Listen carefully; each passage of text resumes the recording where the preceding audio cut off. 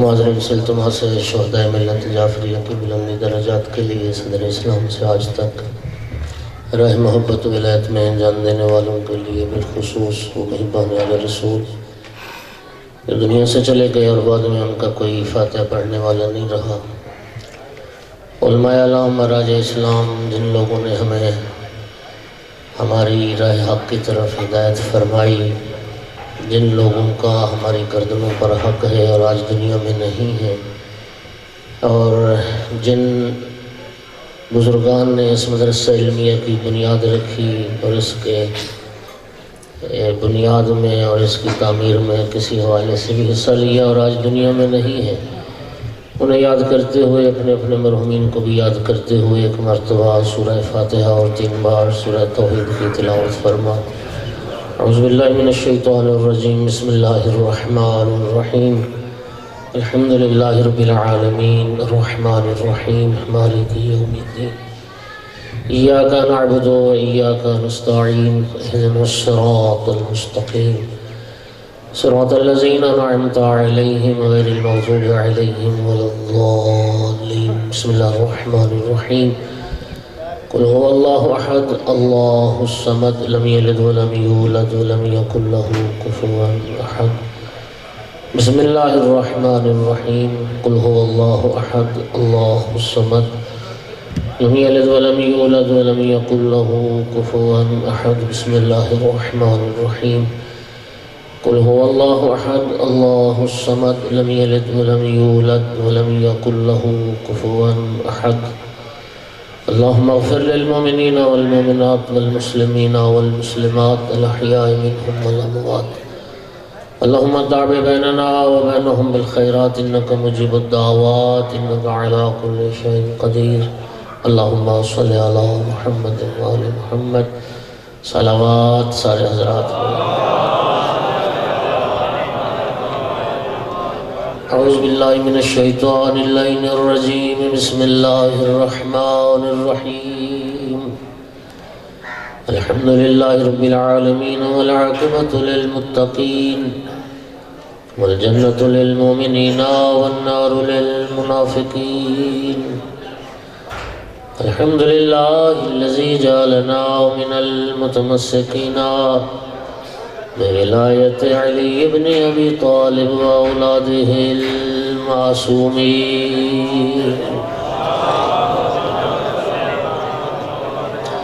الحمدللہ الذی جعلنا من الباقین علی سید الشہداء و اولادہ و اصحابہ المظلومین۔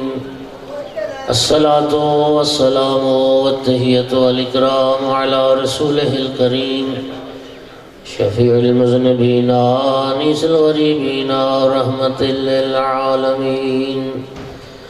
اعنی العبد المؤید الرسول المسدد المحمود احمد المصطفى الامجد ابا القاسم محمد، ثم الصلاة والسلام والتحیۃ والاکرام علی آلہ الطیبین الطاہرین المعصومین المنتجبین المنتخبین المظلومین، واللعنة الدائمة على أعدائهم ملعونين من يوم عداوتهم إلى قيام يوم الدين وبعد يوم الدين۔ أما بعد فقال سبحانه وتعالى في كتابه المجيد، أعوذ بالله من الشيطان الرجيم، بسم الله الرحمن الرحيم، إن الدين عند الله الإسلام۔ صلوات سارے حضرات۔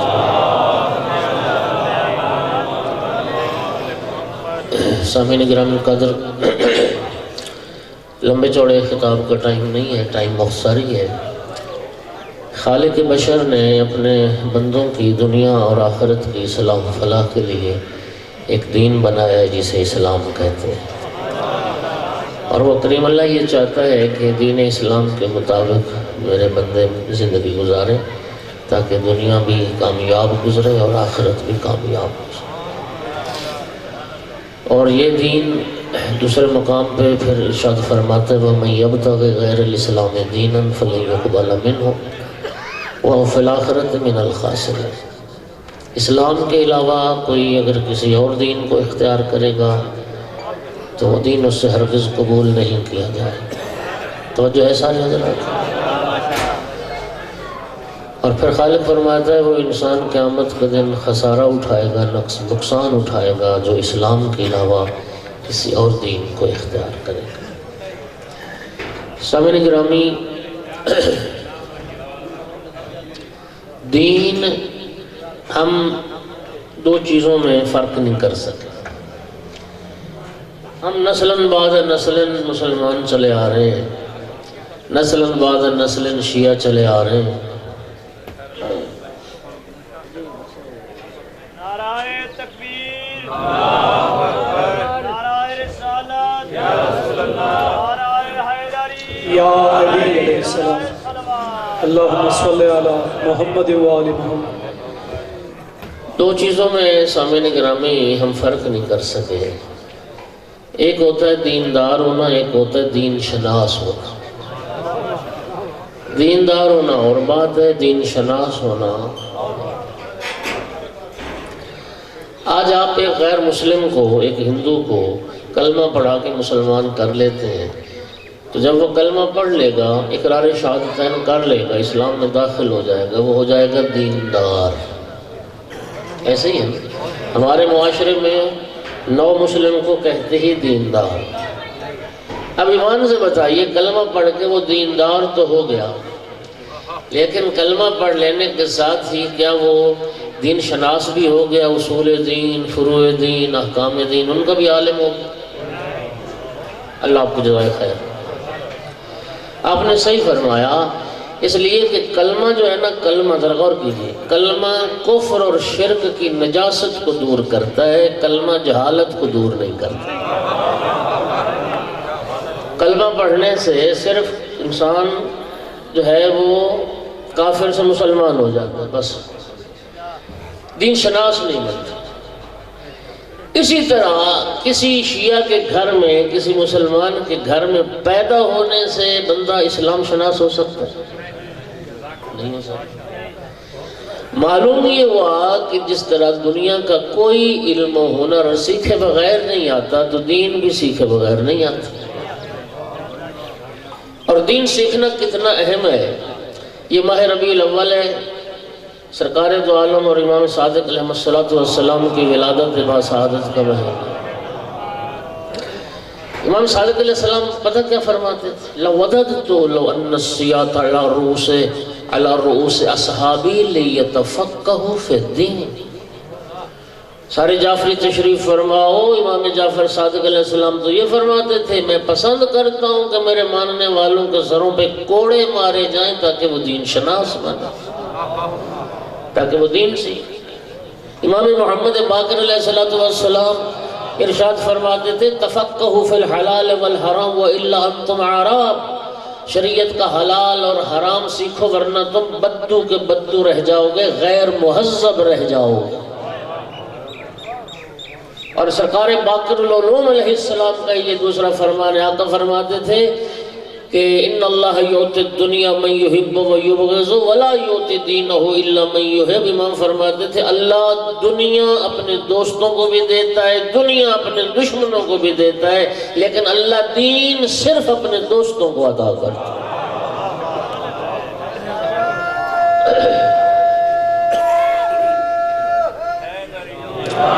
یہ دینداری، یہ دین کی محبت، یہ دین شناسی، یہ اللہ کی محبت کی دلیل ہے۔ اور سرکار کی وہ حدیث اذا اراد اللہ بعبد خیرا فقہہ فی الدین، علماء تشریف فرمائیں دو حدیث میرے مطالعے میں جن کا صدر کلام ایک ہے، اذا اراد اللہ بعبد خیرا، دو حدیث کے شروع میں یہ جملہ ہے، اور بھی ہوگا، میرے مطالعے میں فی الحال دو ہے۔ ایک یہ اذا اراد اللہ بعبد خیرا فقہہ فی الدین، اللہ جب کسی بندے کی بھلائی چاہتا ہے اسے دین کی سوجھ بوجھ عطا کر دیتا ہے۔ جب اللہ کو کوئی پیارا لگتا ہے نا بندہ تو اسے فہم دین عطا کرتا ہے۔ اسے فقہ دین عطا کرتا ہے۔ اور دوسری حدیث اذا اراد اللہ بعبد خیرا قذف فی قلبہ حب الحسین، اللہ جس کی بھلائی چاہتا ہے اس کے دل میں حسین کی محبت پیدا کر دیتا ہے۔ نعرہ تکبیر، نعرہ رسالت، نعرہ حیدری، حسینیت، یزیدیت، نعرہ صلوات۔ اللہم صلی علی محمد و آل محمد۔ توجہ صاحبان کرام، اللہ آپ کو جزائے خیر عطا فرمائے۔ تو یہ اچھا ایک اور حدیث ہے، امام فرماتے ہیں کہ کمال کے، امام صادق علیہ السلام کی نگاہ میں سب سے بڑا کمال کیا ہے؟ میں سمجھتا ہوں کہ کمال بھی زاویہ نظر مختلف ہے۔ میں کسی اور چیز کو کمال سمجھتا ہوں، آپ کسی اور چیز کو کمال سمجھتے ہیں۔ کہ بلا ایک سال نا میرے سفر حج میں ایک مشرف دور کی بات ہے، ایک لاہور کے قریب کے وہ سید صاحب تھے، ایم پی اے تھے وہ اس زمانے میں نا، مشرف دور میں۔ مجھے ایمان سے اچھی طرح یاد ہے کہ مکہ میں، مینا میں، عرفات میں، مزدلفہ میں یا کوئی مجلس ہوتی تھی، انہوں نے میرے ایک تو وہ ہم اجرا ہو گئے، کمرہ ہمارا اکٹھا کر دیا گیا، تو وہاں درس وغیرہ تو چلتا ہی ہے، تو وہ ہر جگہ حتیٰ عرفات والے دن بھی انہوں نے مجھ سے یہ دعا کروائی کہ مجھے کوئی وزارت مل جائے بس۔ یعنی ان کی یہ تمنا تھی، وہ کمال سمجھتے تھے کہ میں بس جاؤں حج سے فارغ ہو کے اور مجھے کوئی نہ وزارت مل جائے، یہ ان کی بڑی حسرت تھی، پورا حج کے سفر میں یہ دعا کرواتے تھے۔ میں عرض کر رہا ہوں کہ ہر انسان کی نگاہ میں کمال جو ہے نا وہ بھی ایک الگ الگ ہے، لیکن امام جعفر صادق علیہ السلام کی نگاہ میں پتہ ہے کمال کیا ہے؟ اور صرف کمال نہیں، کل کمال اور تمام کمال، الکمال کل الکمال التفقہ فی الدین۔ امام صادق علیہ السلام فرماتے سب سے بڑا کمال انسان کا یہ ہے کہ وہ دین شناس ہو جائے، اس کو حلال کا پتہ ہو، اس کو حرام کا پتہ ہو۔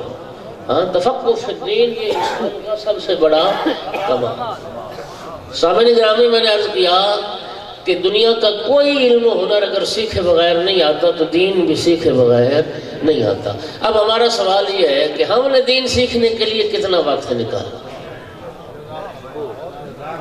ہر بندہ ذرا سوچے کہ میں نے دین سیکھنے کے لیے کتنا۔ اچھا پہلے یہ بھی سن لیں کہ بنیادی طور پر جب ہم بات دین کی کرتے ہیں تو دین تین چیزوں کا نام ہے۔ پہلی چیز اصول دین جسے ہم عقیدہ کہتے ہیں، دوسری چیز فروع دین جنہیں احکام شریعت کہا جاتا ہے، تیسری چیز اخلاقیات، اخلاق اسلامی۔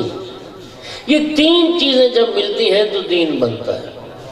اب سوال یہ ہے شریف مجمع سے کہ الحمدللہ آپ تو خواص لوگ ہیں، آپ تو علماء کے دامن سے وابستہ لوگ ہیں، آپ تو الحمدللہ مدارس علمیہ سے وابستہ لوگ ہیں، عمومی طور پہ ذرا نظر دوڑائیں، اپنا بھی جائزہ لیں، اپنا بھی، ہم پہلے اپنی بات کریں کہ ہم نے دین سیکھنے کے لیے کتنا وقت نکالا۔ اصول دین یعنی عقیدہ، احکام شریعت اور اخلاقیات۔ اخلاقیات ہم نے کتنی پڑھی؟ یہی سرکار کی سیرت کا مہینہ ہے۔ اللہ رب العزت نے سرکار کے حوالے سے ہماری بہت ساری ذمہ داریاں قرآن میں بیان کی ہیں، وہ الگ موضوع ہوتا تو میں اس پہ بات کرتا۔ اس میں ایک ذمہ داری سرکار کے حوالے سے قرآن نے کیا بیان کی؟ لَقَدْ كَانَ لَكُمْ فِي رَسُولِ اللَّهِ أُسْوَةٌ حَسَنَةٌ لِمَنْ كَانَ يَرْجُو اللَّهَ وَالْيَوْمَ الْآخِرَ وَذَكَرَ اللَّهَ كَثِيرًا۔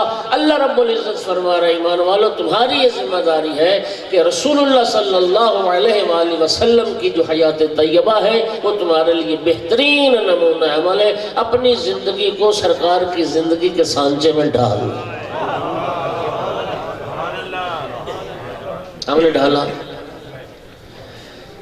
فائزی صاحب ہوتے ہیں امریکہ میں، جانتے ہیں جو حضرات، تو انہوں نے مجھے ایک پوسٹ بھیجی، یہ عید میلاد النبی پہ لبنان میں اس سال جو بہت بڑا عید میلاد النبی کا مسلمانوں کا اجتماع تھا، تو وہاں ایک عیسائی شاعر کو، عرب عیسائی شاعر ادیب، اس کو بھی انہوں نے دعوت دی۔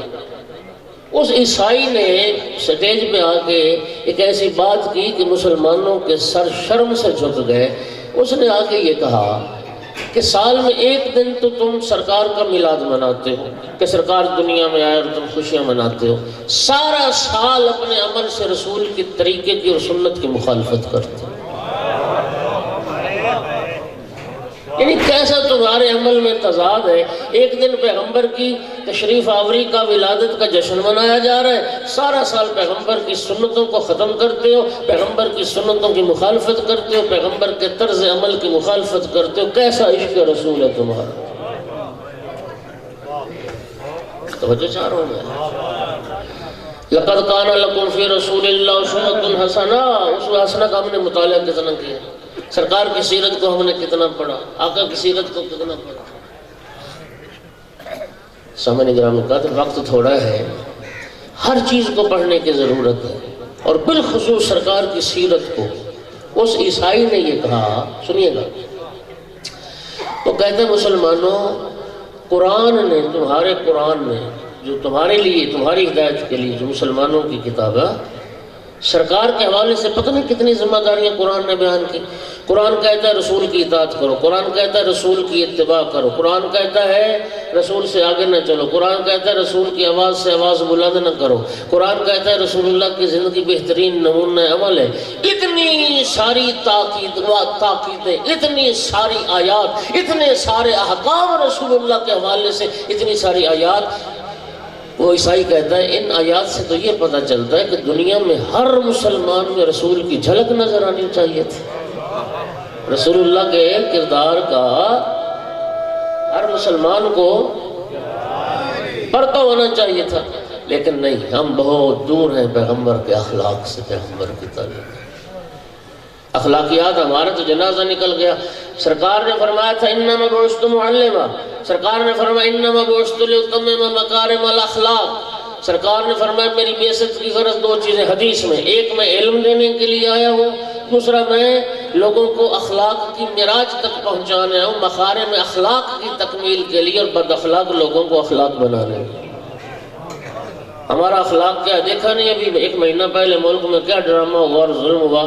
یا رسول اللہ لبیک یا رسول اللہ کہہ کے دکانیں جلائی جا رہی ہیں، گاڑیاں جلائی جا رہی ہیں، املاک لوٹی جا رہی ہیں، اور پتہ نہیں کیا ظلم ہو رہا ہے. یہ تہذیب ہے، یہ اخلاقیات ہیں، یہ پیغمبر کا خلق اور پیغمبر کا اخلاق.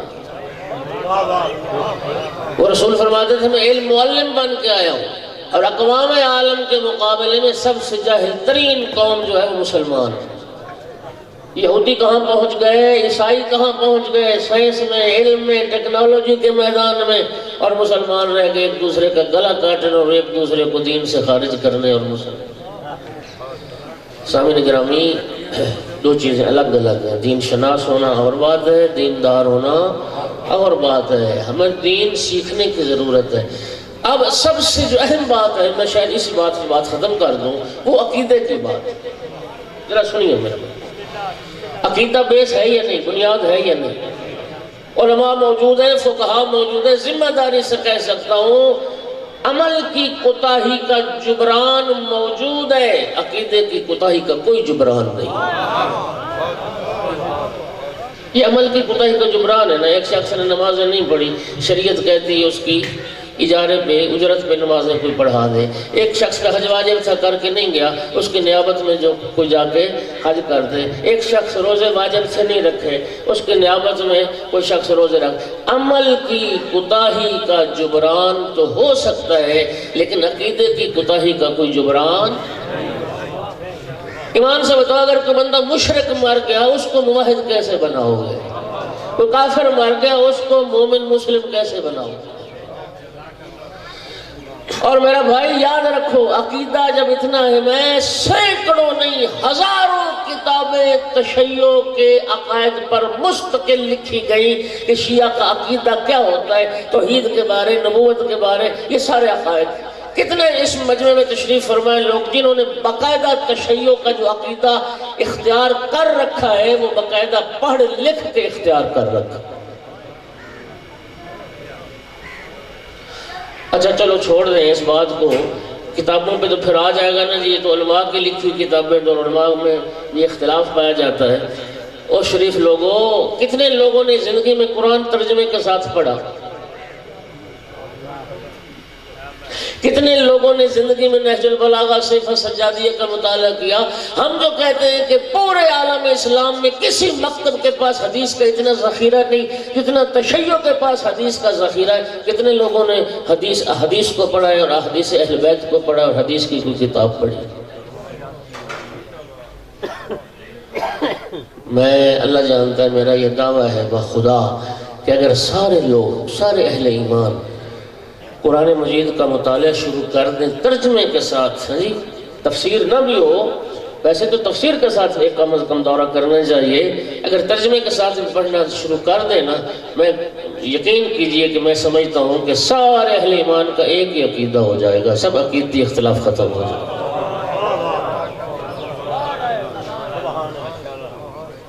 یہ ہمارا اختلاف پتہ کیا ہے؟ ہمارا جو عقیدہ، معاف کرنا میری بات کو، ذرا ناراض نہ ہونا، ہمارے عقیدے کی بنیاد سرکار فرما کے گئے تھے انی تارک فیکم الثقلین کتاب اللہ و اطرتی، کتاب اور اطرت دو چیزیں. معاف کرنا، ہم نے تو حدیث کا مطالعہ ہی نہیں کیا، ہم نے تو قرآن کا مطالعہ ہی نہیں کیا. ہم جو عقیدہ بنائے پھرتے ہیں اور لیے پھرتے ہیں، پتہ اس عقیدے کی بنیاد نہ قرآن ہے نہ محمد والے محمد کا فرمان ہے. اس عقیدے کی بنیاد 4-5 چیزیں ہیں جو عقیدے کی بنیاد ہیں، وہ ذرا سنیے. پہلی، انسان کے ہمارے عقیدے کی بنیاد جو ہم موجود ہیں، ہمارا وہی عقیدہ ہوتا ہے جو ماں باپ کا عقیدہ ہوتا ہے. ایسا ہے یا نہیں؟ انسان کا وہی عقیدہ جو اس کے، سرکار نے فرمایا کل مولود یولد علی فطرت الاسلام علی ابویہ ان یحودانہ او ینصرانہ او یمجسانہ. آقا فرماتے ہر پیدا ہونے والا فطرت اسلام پر پیدا ہوتا ہے. ماں باپ ہوتے ہیں اس کو عیسائی بنا دیں، یہودی بنا دیں، مجوسی بنا دیں. یعنی اولاد کا وہی عقیدہ جو ماں باپ کا عقیدہ، نمبر 1.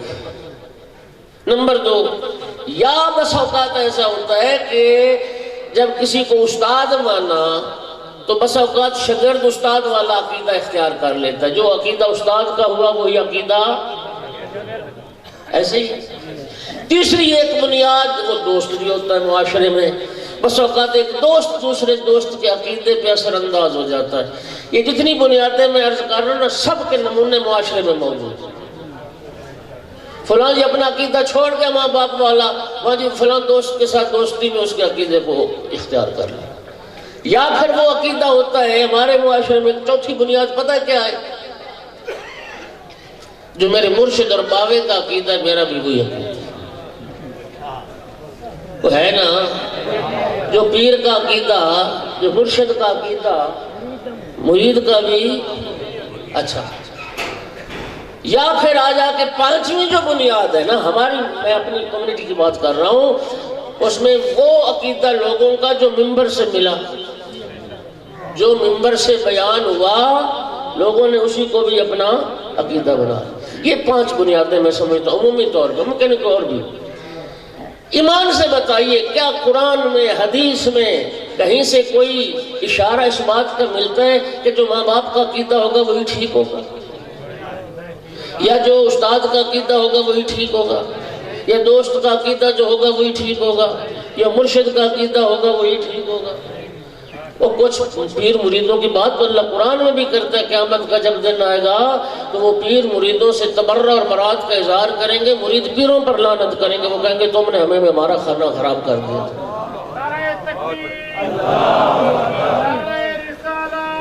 رسول اللہ یا علی علیہ السلام.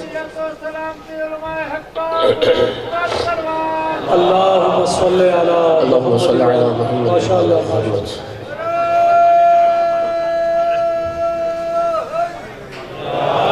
تو سامعین گرامی قدر، خدا کے لیے ذرا سوچیے کہ ہم کدھر جا رہے ہیں.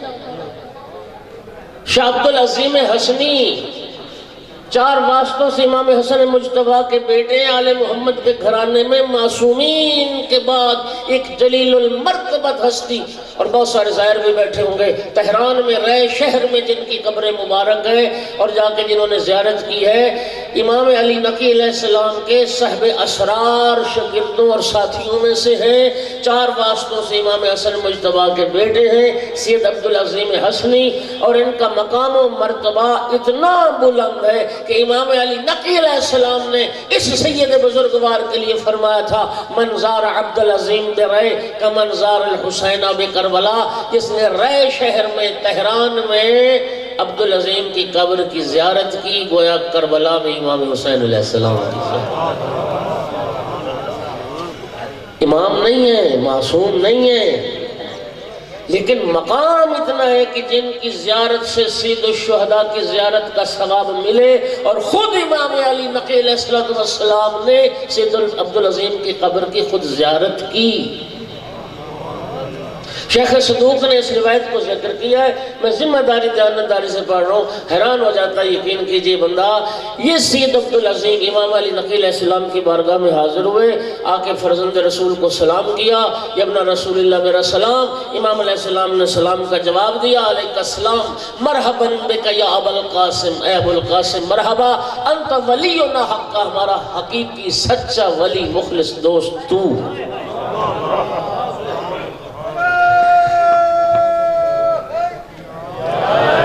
اب اگلی ذرا بات سنیں۔ سید عبدالعظیم نے عرض کی، ابن رسول اللہ، میں اپنا دین اور عقیدہ آپ کے سامنے بیان کرنا چاہتا ہوں، آپ سنیں، اور اس میں اگر کوئی غلطی یا کمی کوتاہی ہے تو میرے عقیدے کی اصلاح کر دیں۔ میں چاہتا ہوں صحیح عقیدے پر، صحیح دین پر مجھے موت آئے تاکہ میری دنیا اور آخرت کامیاب ہو جائے۔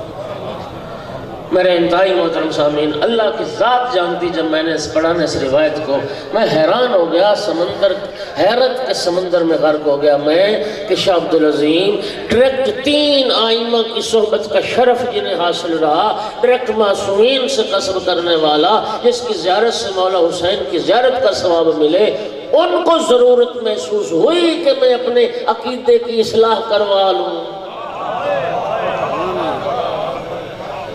ہمارا کیا بنے گا؟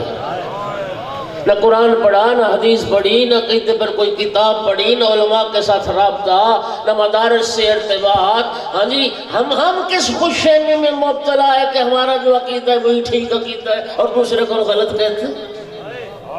کیا بیس اور بنیاد ہے ہمارے عقیدے کی؟ شاہ عبدالعظیم کو ضرورت محسوس ہوئی، اور ہمیں شاہ عبدالعظیم نے پھر اپنا عقیدہ پیش کیا، اور امام علی نقی علیہ السلام نے سن کے فرمایا، آقا نے فرمایا ھذا دینی و دین و آبائی، فرمایا ابو القاسم اس عقیدے پر قائم رہنا، ثابت قدم رہنا، میرا بھی یہی دین ہے، میرے آبا و اجداد کا بھی یہی دین ہے جو تم نے دیا۔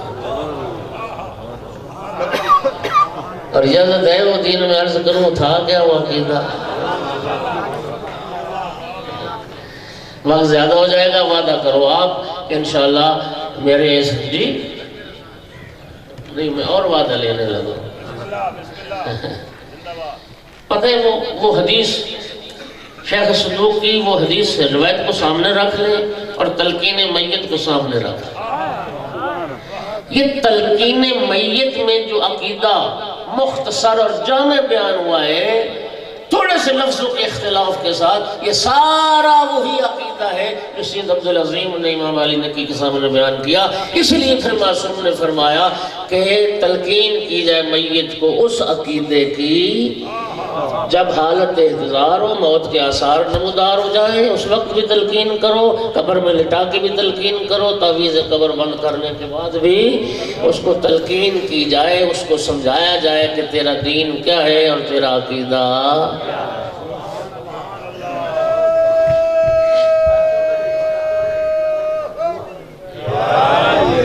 اچھا آپ مجھے ایمان سے بتائیے کہ بچے کی ولادت سے لے کے مرنے تک تو ہم نے کبھی سکھایا ہی نہیں اس کو بھی سن تیرا سمجھ عقیدہ کیا، ہم تو سیدھا پڑھاتے ہیں اسی وقت جب وہ مر جائے۔ ہاں جی، اب قبر میں اترے کوئی بندہ اور ہاتھوں سے کینچی بنا اور کندھا لائے، ہاں سن اسما افہم یا فلاں ابن فلاں سن اور سمجھ، خاک سنے اور خاک سمجھنے، جو سننے سمجھنے کا زمانہ تھا اس میں تو نہ کسی نے سمجھایا نہ سنایا۔ نعرہ تکبیر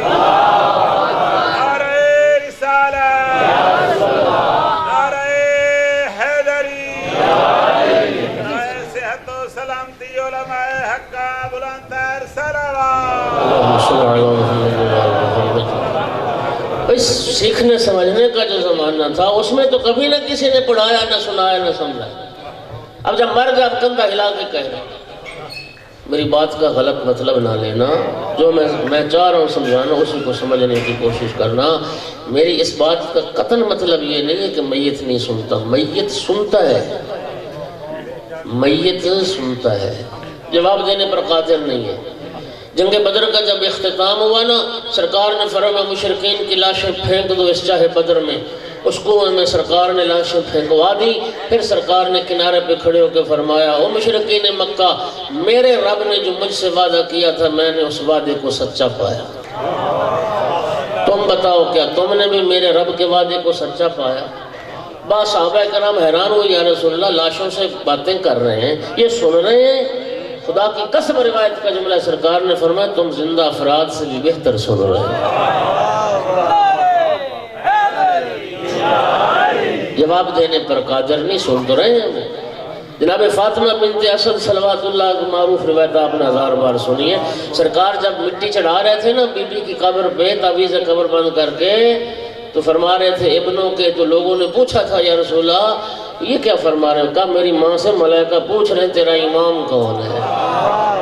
تو میں کہہ رہا ہوں اماں شرم نہ کرے، کہہ دیں آپ کا بیٹا یا آپ کا امام. اس وقت بھی صحابہ نے عرض کی یا رسول اللہ آپ کی ماں نے سن لی آپ کی بات. ایسے مٹی چڑھا رہے تھے نا، یوں پیغمبر نے دونوں ہاتھوں کو جھاڑا، فرمایا میرے ہاتھوں سے جو آواز پیدا ہو رہی ہے نا میری ماں وہ بھی سن رہی ہے. سبحان اللہ سبحان. دیکھیے بات یہ میں عرض کر رہا ہوں کہ سنتا تو ہے، لیکن سوال یہ ہے کہ تلقین جو ہے نا، تلقین یہ تو تذکر ہے، یہ تو یاد دہانی ہے. چونکہ روایات کہتی ہیں تلخی موت، سکرات موت، وہ سخت ترین منظر. شہید دستغیب نے بڑے خوبصورت انہوں نے بحث کی ہے. موٹر سائیکل سے گرا، سر میں چوٹ لگی، یادداشت ختم ہو گئی، حافظہ ختم ہو گیا. کوئی خبر غم اثر کر گئی، حافظہ ختم ہو گیا. جی کسی حادثے کے نتیجے میں یادداشت ختم ہو گئی، نہ بیوی کو پہچان رہا ہے نہ بچوں کو پہچان رہا ہے. سکرات موت دنیا کا تلخ ترین حادثہ ہے. کیا گارنٹی ہے اس بات کی کہ سکرات موت کے وقت تیری یادداشت تیرا ساتھ دے گی؟ اس لیے معصوم نے فرمایا 3 مقام پہ اس کو تلقین کرو، یاد دلاؤ، یاد دلاؤ. اور یاد دلانا کب ہوتا ہے؟ یاد دلانا اسی وقت ہوتا ہے جس کا پہلے زندگی میں وہ عقیدہ رہا ہو، جس کا پہلے زندگی میں وہ عقیدہ ہو، پھر اس کو یاد دلایا جاتا ہے. توجہ ہے؟ وعدہ کرو ترجمے کے ساتھ کم از کم 1 مرتبہ. تلقین میت نماز جعفریہ میں موجود ہے، ہر گھر میں ہونی چاہیے، ہوگی. بیوی بچوں کو جمع کر کے کم از کم 1 بار ترجمے سے وہ پڑھاؤ کہ وہ دین کیا ہے جس کے لیے امام نے فرمایا تھا میرا اور میرے آبا و اجداد کا یہی دین ہے. 1 بار تم پڑھاؤ، پھر تلقین فائدہ دے گی. ہاں اور مطمئن رہیے زندگی میں تلقین پڑھنے سے نہ بندہ مرتا نہیں. او بھائی تلقین پڑھنے سے مرنا ہوتا ہے نا تو سارے پیش نماز مولوی مر گئے ہوتے. تمہاری تلقینیں پڑھ پڑھ کے زندہ ہے نا، اس کا مطلب یہ ہے کہ مرنے سے تلقین کا مرنے سے کوئی تعلق. اور اگر قضیہ اتفاقیہ کوئی تلقین پڑھ کے مر جائے تو پھر اللہ کا شکر کرے صحیح عقیدہ دین پڑھ کے تو مرا ہے نا.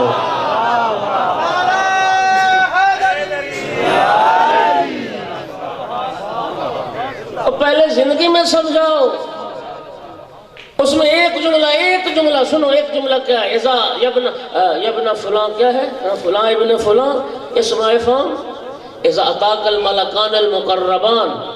جب اللہ کی طرف سے تو مقرب فرشتے تیرے پاس آئیں گے، وَسَأَلَاكَ عَنْ رَبِّكَ، تجھ سے تیرے رب کے بارے میں پوچھیں گے. فَقُلْ فِي جَوَابِهِمَا، تو ان کے جواب میں کیا کہنا؟ کون ہے میرا رب؟ اللہ جل جلالہ ربی. کون رب ہے؟ اللہ. کون؟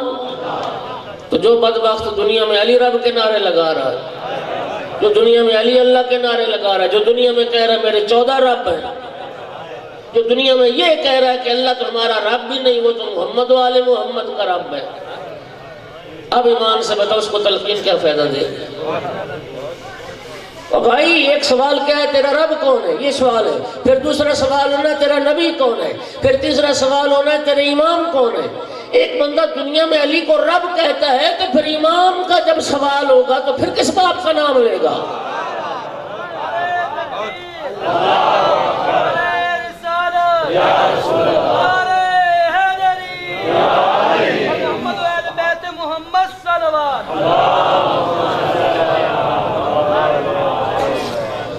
مولا علی کو بعد رسول اللہ خلیفہ بلا فصل اور امام اول ماننے والے وہ شیعہ ہیں، اور علی رب علی اللہ کے نعرے لگانے والے نصیری اور مشرک ہیں، ان کا تشیع سے کوئی تعلق نہیں۔ اس لیے کہ ہم تو مولا امیر المومنین کی دعائیں، دو دعائیں مولا امیر المومنین کی بڑی مشہور ہیں، اور مجھے یاد آ رہا ہے آغا خامنائی سے، آغا خامنائی کا انٹرویو آن دی ریکارڈ موجود ہے۔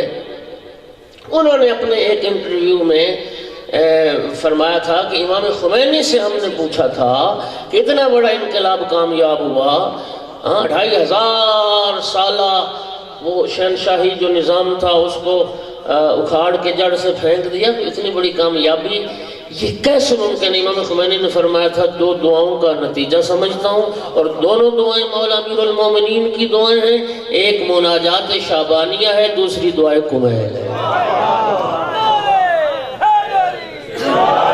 مجھے مولا امیر کی دعائیں یا رب یا رب یا رب کتنی بار آتا ہے؟ یا رب تو وہ رب کون ہے جسے مولا علی بھی یا رب کہہ کے خطاب ہے؟ اور خدا کے لیے آج تو مجالس میں ٹرینڈ بنا ہوا ہے یہ، ہاں جی، مشرق نصیری آتا ہے، پتہ ہے کیا کہتا ہے؟ جذبات سے کھیلتا ہے، قوم ہے جذباتی، اتنی جذباتی کہ جذبات میں پھر یہ بھی نہیں دیکھتے کہ ہمارا دین بھی برباد ہو گیا، ہماری دنیا آخرت بھی برباد ہے۔ ہاں جی، وہ آئے گا، وہ کہے گا جی میری، یہ ڈائلاگ ہے ممبر کے، وہ کہے گا جی میری عقیدے والے نال گل ہے۔ یہ ڈائلاگ سنا آپ نے؟ اچھا، پھر ایک آتا ہے وہ کہتا ہے جی مجلس میں بندہ نہیں بولتا، عقیدہ بولتا ہے۔ اور خدا کے لیے دنیا میں ہر انسان عقیدے والا ہے، کوئی ایک بندہ دکھاؤ جس کا عقیدہ نہیں ہے، چاہے دین کا قائل نہیں ہے نا تو وہ بھی ایک عقیدہ ہے۔ یہودیت ایک عقیدہ ہے، مسیحیت ایک عقیدہ ہے، سکھزم، ہندوازم، دنیا میں سارے عقیدے، داعش کا بھی عقیدہ ہے، طالبان کا بھی عقیدہ ہے، سب کا ایک عقیدہ ہے۔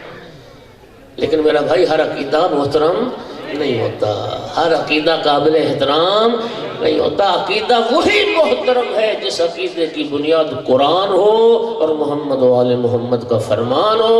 جو عقیدہ قرآن کے بھی خلاف، جو محمد و آل محمد علیہ السلام کے فرمان کے بھی خلاف، وہ عقیدہ بھی جائے جہنم، عقیدے والا بھی جائے جہنم۔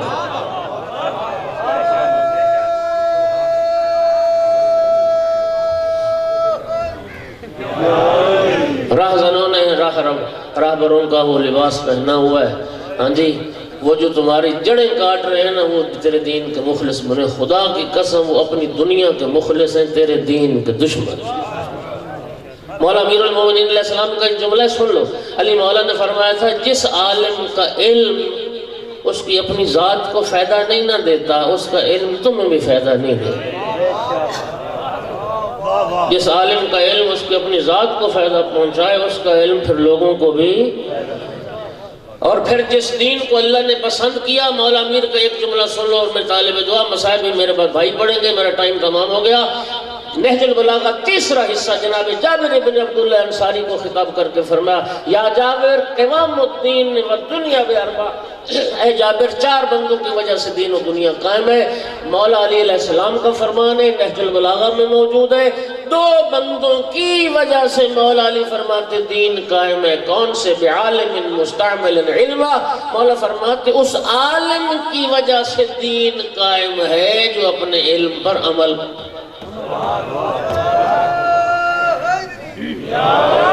عالم بعمل کی وجہ سے۔ اچھا، ہمارے مہربان دوست نے بھولے اور نادان بنتے ہیں، ہاں جی، موبائل ایک لینا ہو تو 10 دکانیں پھرتا ہے، جوتی خریدنی ہو تو سارا شہر پھرتا ہے، ایک سوٹ لینا ہو تو 10 دکانیں پھر کے، ہے یا نہیں؟ تو تمہیں عالم اور پیشہ ور میں فرق نہیں کر سکتے تم؟ ایک عالم اور پیشہ ور میں تم تمیز نہیں کر سکتے. دنیا کے ہر اچھا گوشت لے لیتے ہو، اچھی سبزی لے لیتے ہو، موبائل اچھا ڈھونڈ لیتے ہو، تو دین اچھا نہیں تلاش کر سکتے. اللہ تمہیں جزائے خیر دے. مولا امیر فرما رہے بعالم مستعمل علما، اس عالم کی وجہ سے دین قائم ہے جو اپنے علم پر عمل کرے. اور دوسرا بندہ حیران ہو جاؤ گے، مولا امیر فرماتے ہیں بجاہل لا یستنکف ان یتعلم، اس جاہل کی وجہ سے بھی دین قائم ہے جو دین سیکھنے میں شرم نہ کرے. جاہل جب سوال کرے گا اور عالم جب کلمہ حق بیان کرے گا تو انشاءاللہ دین قائم و دائم ہو جائے گا. اللہ رب العزت ہمیں محمد و آل محمد علیہ السلام کی تعلیمات پر عمل پیرا ہونے کی توفیق عطا فرمائے. وآخر دعوانا